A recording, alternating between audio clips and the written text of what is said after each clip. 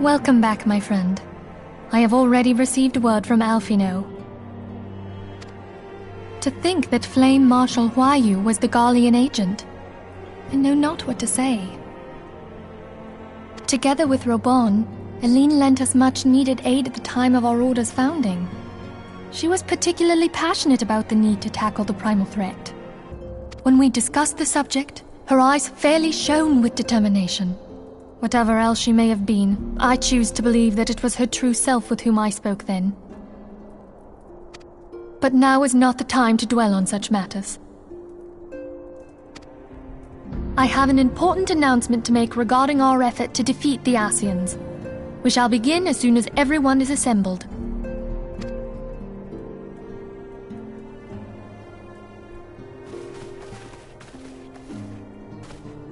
My thanks for coming, friends. Moonbreeder, the floor is yours. By now, I'm sure you're all familiar with white auracite, the miraculous material that'll allow us to capture Ascian souls. Back at Snowcloak, we verified its ability to absorb vast amounts of ether. Alas, it leaves something to be desired in the area of stability. The stone can only store ether for a short while before expelling its contents. In addition to auracite's inherent limitations, we must needs be wary of our enemy's strength. Our foe draweth upon an infinite wellspring of power. Even should we succeed in entrapping him, the stone will not long contain his wrath. Meaning that, if we want to kill the swine, we'll have to be quick about it. 'Tis our belief that an Ascian soul may be permanently undone, if smitten by a sufficiently concentrated burst of pure ether. The only trouble is, we can't say for sure how concentrated the burst needs to be. Without knowing how much ether an Ascian soul is composed of, we're basically guessing. Our sole clue lieth in thy struggle with La Habrea. During that encounter, Heidelin bid you forge what she called a Blade of Light, a weapon which took the form of a luminous stream of energy. Based on your description, we believe the blade with which you vanquished your foe was composed of ether. Admittedly, your victory proved ephemeral, as La Habrea was able to use a crystal of darkness to flee into the space that lies between our world and the void. The fact remains, however, that Heidelin placed the means to destroy the Ascians in your hands. Be that as it may, it would be unwise to assume that she will do the same when we next encounter such a foe. Quite so, my lady. We must needs find the means to forge our own blade of ether, one to equal that which Heidelin did benevolently bestow upon her champion. That is all well and good, but it seems to me that producing such a blade will require a prodigious quantity of ether. Whence will it come, pray tell? What if we had two pieces of white auracite? One to trap the Ascian, and the other to store the ether for the blade. Oh, nice try. But it's as I said, the stone won't hold ether for any length of time. We'd still need to collect the stuff there and then, sorry to say. And therein lies the rub. Finding a way to create the blade whenever and wherever we choose. 'Twould seem more research is in order. I'm going to linger a while, perform a few more tests on the auracite. And I could do with some help. Urianger, why don't you lend me a hand? Mine apologies, but I am required at the Waking Sands. Lady Minfilia hath given me sole charge of the premises. 'Twould be unseemly to leave them unattended. Sole charge, you say? So you're basically alone there, then? Well, that settles it. I'll just have to come to you.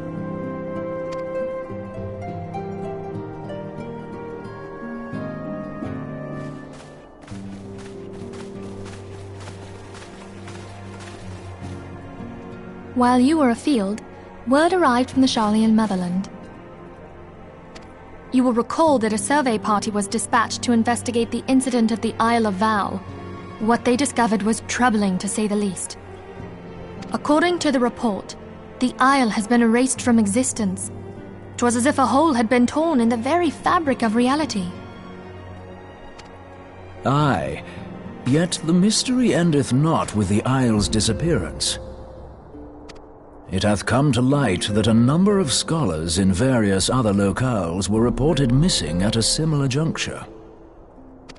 What's more, they all had something in common with the head of the students of Baldessian.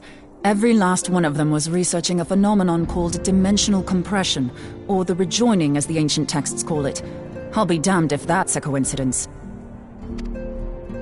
All indications suggest Ascian involvement, but I sense that a force greater still is at work. The entity the Dark Beings call the One True God. We must pray that my dear friend Kryl regains consciousness soon.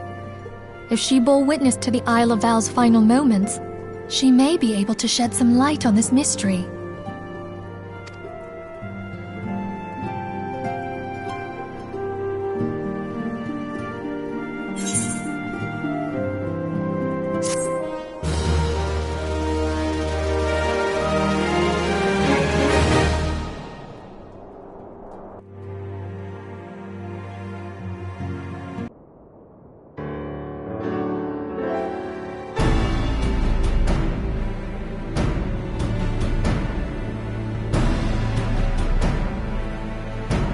Following the calamity, the forces of the 14th Imperial Legion entrenched themselves in strategic locations across Eorzea.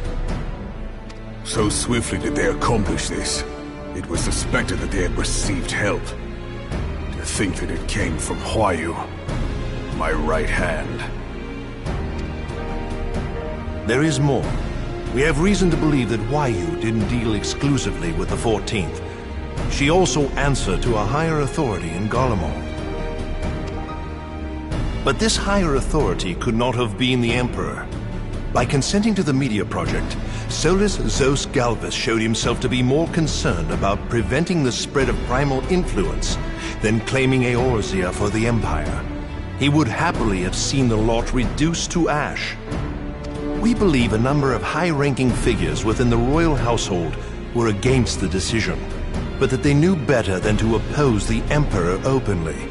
Of course, this didn't prevent them from making clandestine provisions, in which Huayu played a part. Alas, these provisions did not prevent Dalamud from falling, and the ensuing chaos changed the face of the realm forever. Yet Eorzea survived.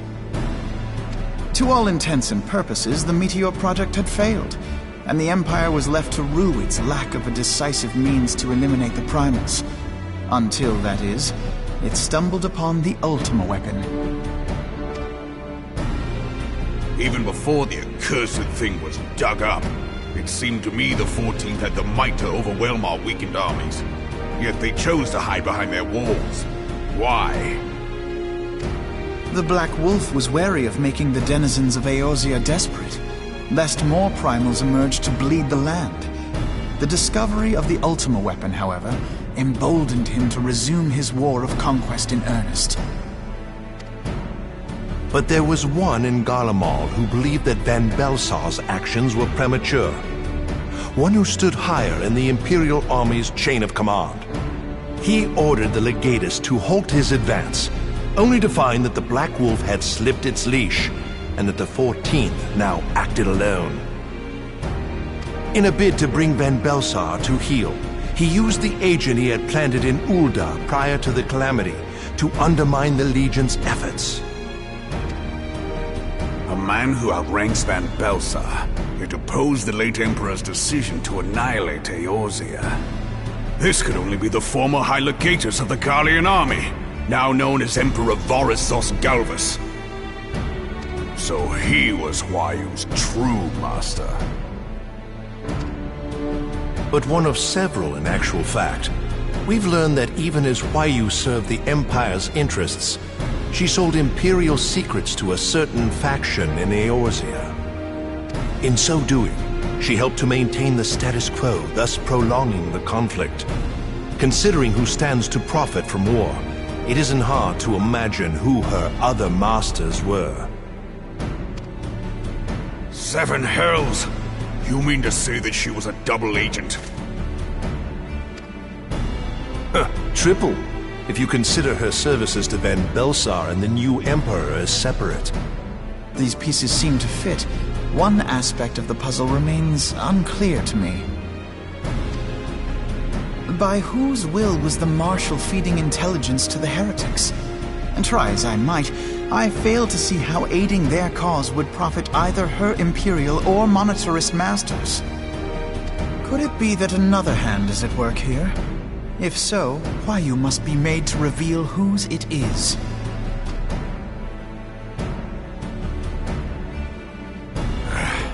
Not only have I lost a trusted friend, now I must interrogate her as a stranger. Not a pleasant task, I grant you, but a necessary one. Unless we weed out the ivy, root, stalk, and stem, it will simply grow back. I know that full well. Those closest to Huayu have already been detained, and I will question them alongside her. General, pray keep in mind that there may be unwitting abettors among them. All will be treated fairly. On that you have my word. Those who are innocent have no cause to fear. You have ever been a friend of truth, General. I hope the unpleasant task of weeding out falsehood will not detain you too long. Though it be for the sake of Eorzea, doubting one's comrades is poison to the soul. And with that, I take my leave.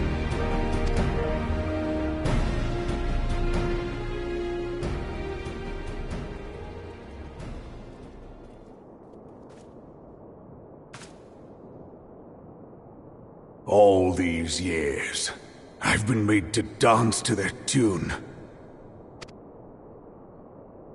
How could you, Huayu? How could you side with them? Those cankers who take from this land and give naught in return, who use their power to disempower and grow fat while the people starve. I know you can hear me, monetarist scum! Your crimes will not go unpunished! Today I will purge this land of your sickness before the eyes of the 12, I swear it!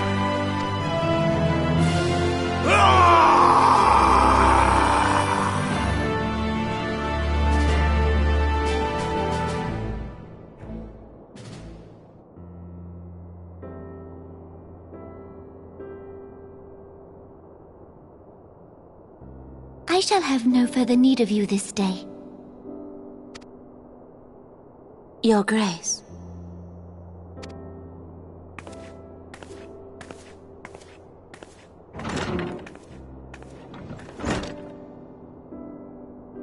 I fear that not even mine own chambers shall remain private for long.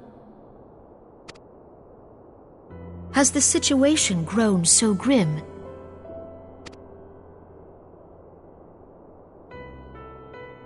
Ever since he proposed the Cartiner Reclamation Bill, Teleji Adeleji has risen to greater prominence upon the backs of impoverished refugees. The monetarists were ever united in their pursuit of profit, but the man's actions have torn a rift in their ranks. They snap at each other as rabid dogs. Yet now is not the time to be bickering among ourselves.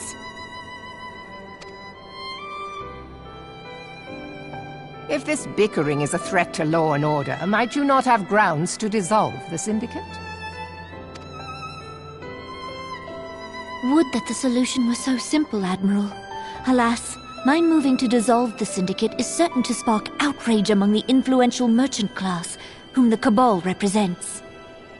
This would serve to exacerbate the current unrest, and peace would slip still further away.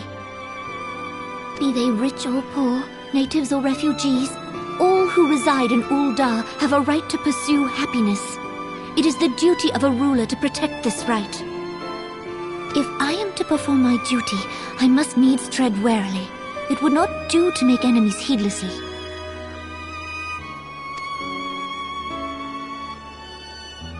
Were Lord Lolorito here, he would doubtless say that I have my head in the clouds. A ruler is required to take a wide view. Try as we might to cater to all needs, some will inevitably be overlooked. As such, there shall ever be citizens who feel aggrieved. It cannot be helped. But as you have informed us, the monetarists take no view but their own. They hunger for power while the masses starve. In the absence of a common cause, it seems beyond any one individual to make Uldar whole. And the presence of a Garlean agent within the immortal flames only makes matters worse. Even accounting for Uldar's historic reliance upon mercenaries, such a grievous breach of security is unprecedented. I fear this business will provide the monetarists with a rod to beat Rauban.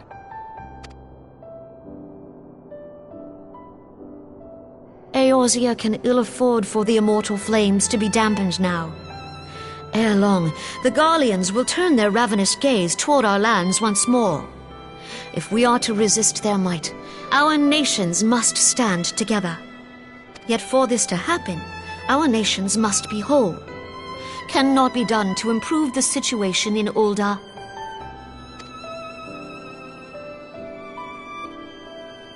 The true wealth of Uldar lies in the health, happiness, and hopes of her citizens.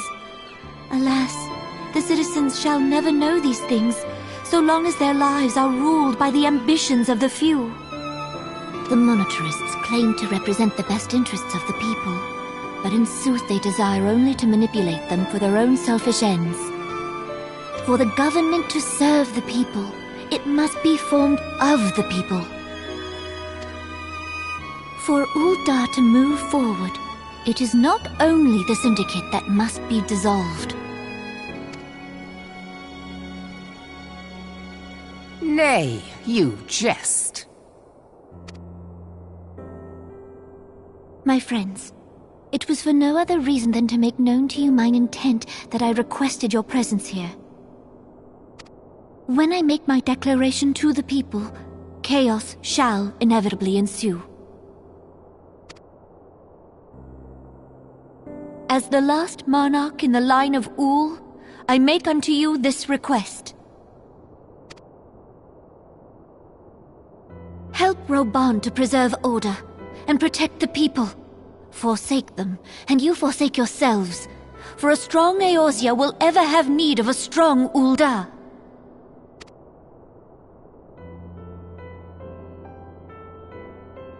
Your Grace, are you certain of this?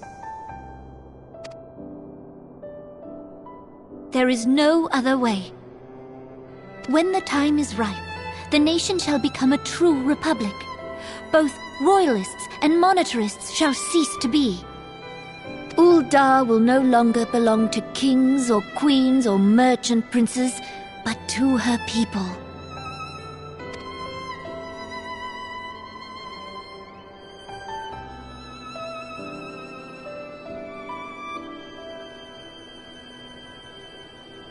Setting aside all that you have toiled for in my name.